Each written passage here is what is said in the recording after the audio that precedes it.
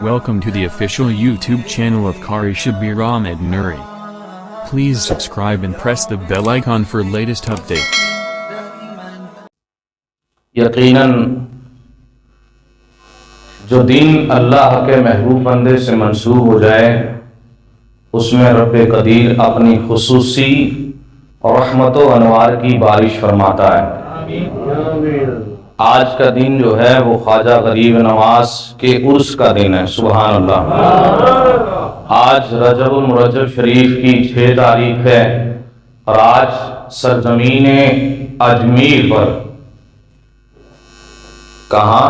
اجمیر شریف اس جگہ کا نام لیتے ہیں جہاں رب کا محبوب لیٹا ہوا ہے۔ اصل میں اجمیر نام اس لیے پڑا، اجے وہاں بادشاہ رہتے تھے، بڑے بڑے بادشاہ رہتے تھے، اس لیے اس جگہ کو اجے کہتے تھے، اور میر جو ہے وہاں کی پہاڑیوں کی وجہ سے اس جگہ کا نام پڑا ہے۔ پھر اس زمین کے اوپر عطائے رسول خواجہ خواجگاں ہند الولی سرکار خواجہ غریب نواز معین الدین حسن سنجری چشتی رضی اللہ تعالی عنہ تشریف لائے تو اس سرزمین کو میرے خواجہ غریب نواز سے نسبت ہو گئی، تو پھر اجے اور میر نہیں رہا، اجمیر شریف ہو گیا۔ جہاں شریف لوگ ہوں تو وہ جگہ شرافت سے بھر جاتی ہے، اور اس شرافت سے اس زمین کو اتنا شرف ملتا ہے کہ وہ زمین بھی شرف والی ہو جاتی ہے، یعنی شریف ہو جاتی ہے۔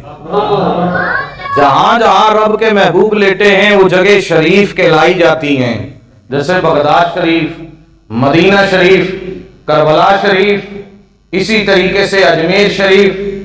تو جہاں رب کے محبوب رہتے ہیں وہ جگہ جو ہے ان اولیاء اللہ کی نسبت کی وجہ سے شریف بن جاتی ہیں۔ ہندوستان کی سرزمین پر خواجہ غریب نواز ہند الولی عطائے رسول ہندوستان کے بادشاہ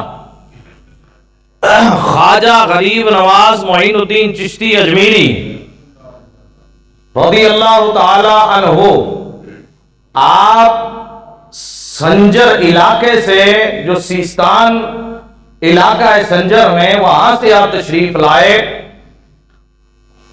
میں نے آپ سے پچھلے جمعے عرض کیا تھا کہ آپ نے بچپن میں ہی قرآن مقدس ناظرہ پڑھنے کے بعد حفظ بھی کر لیا، اور پھر قرآن پاک کے مکمل جتنے علوم و فنون تھے وہ بھی حاصل کر لیے، یعنی آپ قرآن کے قاری بھی بن گئے، حافظ بھی بن گئے، عالم بھی بن گئے، اور قرآن کے مفسر بھی بن گئے۔ آپ قرآن کے عالم بھی بن گئے، آپ نے علم حدیث بھی پڑھ لیا، علم ادب بھی پڑھ لیا، علم فقہ بھی حاصل کر لی، آپ نے تمام علم منطق، علم نحو، علم فلسفہ وغیرہ تمام چیزیں پڑھنے کے بعد، ظاہری علوم حاصل کر لینے کے بعد، آپ نے پھر ارادہ کیا کہ اب میں ظاہری علوم کے بعد کسی ایسے استاذ کے پاس نہ جاؤں جو مجھے علوم باطنی سے مالا مال کر دے۔ کیوں؟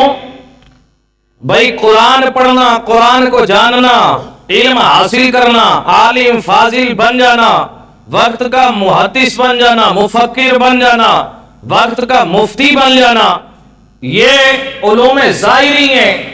علوم ظاہری کے لیے ایک استاذ کی ضرورت ہوتی ہے جو بچے کو حق اور سچ کی منزل تک پہنچا دیتا ہے، یہ علوم ظاہری ہیں۔ پھر علوم باطنی اس کے بعد شروع ہوتے ہیں، اس کے لیے کسی مرشد کامل کی ضرورت پڑتی ہے۔ کس کی ضرورت پڑتی ہے؟ مرشد کامل کی ضرورت پڑتی ہے۔ کیوں؟ علم ظاہری کے لیے، علم ظاہری کے لیے ایک استاد، ایک عالم کی ضرورت پڑتی ہے جو اسے حق و سچ کی منزل تک پہنچاتا ہے، اور اس کے بعد علم باطنی کے لیے مرشد کامل کی ضرورت پڑتی ہے۔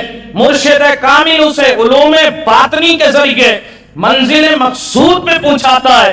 یہ منزل مقصود کیا ہے؟ منزل مقصود یہ ہے کہ وہ رسول اللہ کے دروازے پہ پہنچا دیتا ہے اور میرے نبی اسے خدا سے ملا دیتے ہیں، یہی منزل ہے۔ تو میرے خواجہ غریب نواز نے جب ظاہری علوم حاصل کر لیے تو میں عرض کر رہا تھا کہ پیر و مرشد کی تلاش میں نکلے، اور کسی نے سمرقند کا آپ کو کسی نے راستہ بتایا کہ آپ سمرقند چلا جاؤ، کسی نے بخارا کے لیے، کسی نے بغداد کے لیے، کسی نے نشاپور کے لیے۔ آپ نے کئی جگہوں، کئی خانقاہوں، کئی درباروں، کئی بڑی بڑی اعلیٰ جگہوں کے اوپر آپ نے حاضری دی، لیکن جہاں آپ پوچھتے تھے وہاں جو بیٹھا ہوا وقت کا ولی ہو تو قطب ہوتا تھا، جو شیخ ہوتا تھا، ایک نظر ڈال کے کہہ دیتا تھا اے حسن، اے حسن۔ خواجہ غریب نواز کا بچپن کا نام حسن ہے، اور کہا جاتا تھا اے حسن چلے جاؤ، تمہارا حصہ یہاں نہیں ہے، آگے بڑھتے جاؤ۔ آخر بڑھتے بڑھتے آپ خود فرماتے ہیں کہ میں آخر جو ہے خواجہ جنید بغدادی کی مسجد میں پوچھا۔ سبحان اللہ۔ تو ذرا وہ منظر پھر سے سماعت کریں، سبحان اللہ۔ اللہ اللہ، میرے خواجہ غریب نواز معین الدین چشتی اجمیری فرماتے ہیں جب میں خواجہ جنید بغدادی کی مسجد میں پہنچا، میں نے دیکھا میرے پیر و مرشد حضرت خواجہ عثمان ہارونی تشریف فرما گئے۔ ادھر میری نظر پڑی، ادھر میرے مرشد کامل نے مجھے دیکھا، آپ طرف کے بولے آؤ حسن آؤ، تمہارا ہی تو انتظار ہو رہا، تمہارے انتظار ہو رہا تھا، آؤ قریب آؤ۔ میں جب ان کی بارگاہ میں حاضر ہوا، آپ نے فرمایا جاؤ تازہ وضو کر لو۔ میں نے وضو کر لیا، پھر عرض کیے میرے مرشد میں نے وضو کر لیا ہے، فرمایا 2 رکعت نماز نفل ادا کرو۔ میں نے 2 رکعت نمازیں پڑھ لی۔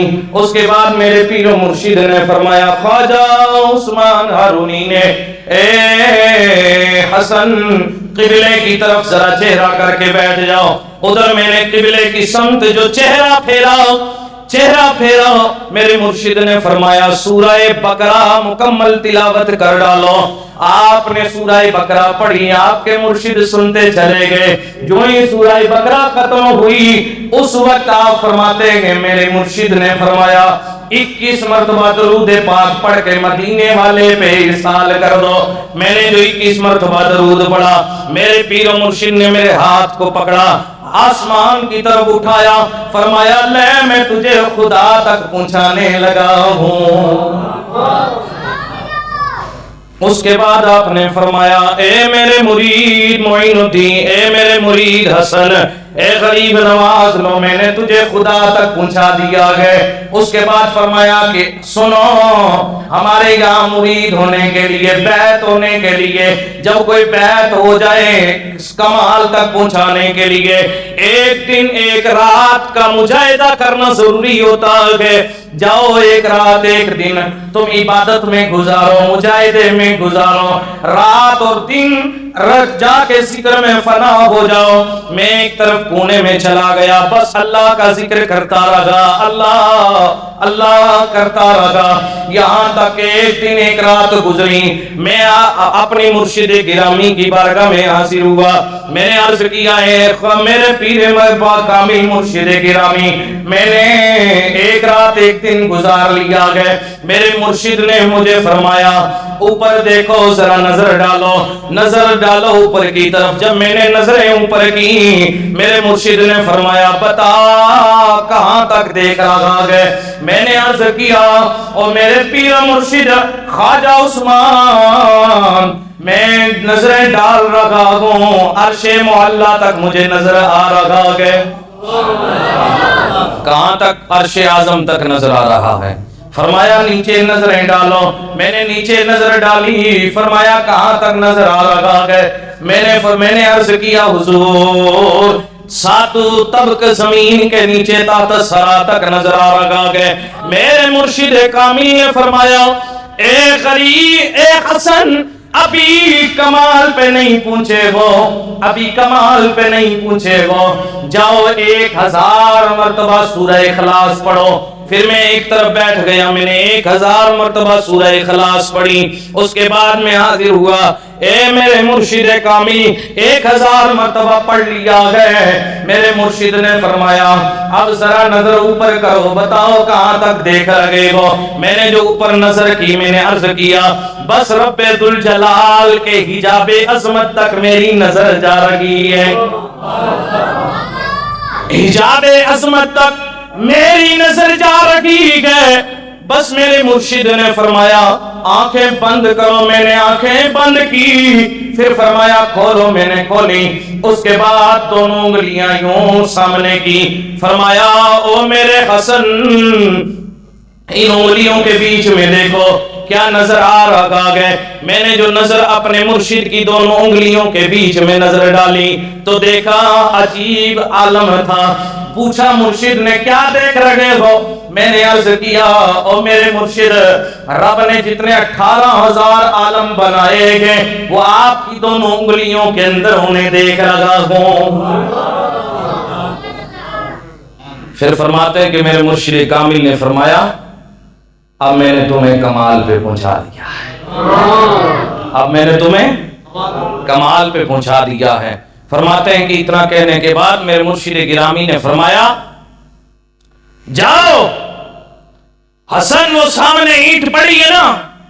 میں نے عرض کیا حضور ہاں. کہا یہ اینٹ اٹھاؤ پر اس کے نیچے سونے کے سکے ہوں گے. کہا جی حضور. کہا جاؤ اینٹ اٹھاؤ, سونے کے سکے نیچے پڑے ہیں, انہیں اٹھا لو, علاقے میں جا کے غریبوں میں فقراء میں تقسیم کر دو, لٹا دو, صدقہ کر دو, اس کے بعد واپس آؤ. سبحان اللہ. آپ فرماتے ہیں کہ میں نے اینٹ اٹھائی اور نیچے سونے کے سکے تھے, میں نے اٹھائے اور اٹھا کے علاقے میں چلا اور میں نے ان تمام کو جو ہے راہ خدا میں, غربا میں, مساکین میں صدقہ کر دیا, لٹا دیا. میں اپنے مرشد گرامی کی بارگاہ میں حاضر ہوا. میں نے عرض کی حضور لٹا دیا ہے. سبحان اللہ, اللہ اکبر. آپ اس وقت کمال پہ پہنچ گئے. کہاں پہنچے؟ اللہ اکبر. آپ فرماتے ہیں کہ میرے مرشد کامل نے پھر میرے سر کے اوپر نا ایک ٹوپی پہنائی. کیا کیا؟ ٹوپی پہنائی. اس ٹوپی کو کہتے ہیں چہار تر. وہ چہار تر کی ٹوپی سلسلہ چشتیہ کی نشانی ہے. وہ چہار تر کی ٹوپی میرے مرشد نے میرے سر پہ رکھی اور اس کے بعد رب کی بارگاہ میں ہاتھ اٹھا کے کہا اے اللہ یہ معین حسن, یہ حسن غریب نواز میرا لاڈلا, میرا محبوب ہے. تو غیب سے آواز آئی یہ تیرا محبوب ہے تو میرا بھی محبوب ہے. میرے خواجہ غریب نواز جب وہاں سے تشریف لائے, آپ عراق سے ایران سے افغانستان, وہاں سے پھر ہوتے ہوئے آپ پشاور کے ذریعے جب لاہور آئے, میرے داتا علی حجویری کے مزار پہ آپ نے وہاں کے ان کے قدموں میں جھک کے 40 دن کا چیاؤ کیا. ارے داتا علی حجویری داتا گنج بخش کے مزار پہ 40 دن رات دن آپ نے ان کے قدموں میں ذکر کرتے رہے, مجاہدہ کرتے رہے. آپ نے 40 دن کا چلا کیا, 40 دن آپ نے وہاں گزارے گئے. جب آپ وہاں سے آپ 40 دن سے چلا کرنے کے بعد آپ فارغ ہوئے نا اور آپ نے بڑے بڑے کمال دیکھے داتا صاحب کے, تو آپ فوراً پکار اٹھے گنج بخش فیض عالم مظہر نور خدا. اللهم صل على سيدنا